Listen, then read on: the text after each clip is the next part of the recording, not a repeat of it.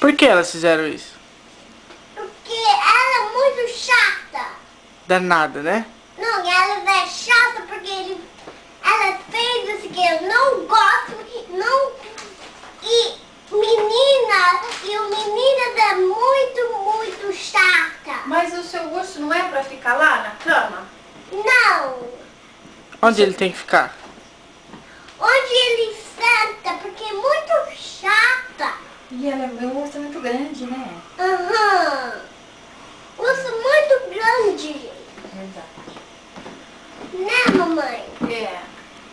Por isso que aquelas meninas muito chatas mesmo, né? Vem aqui, não sabe arrumar as coisas direito, né? Aham. Ah, fica me bagunçando o quarto da Isabela. E você vai falar Não pra ela arruma de quê? nada. Pra que você vai, o que você vai falar pra ela? Não, um dia, Caseira, você vai falar o que pra elas? Eu não sei, mas eu vou.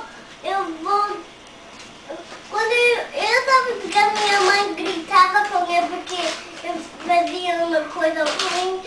E eu vou gritar com. Quando ela estava pequena, você gritava pra ela quando ela fazia uma coisa ruim. Mamãe não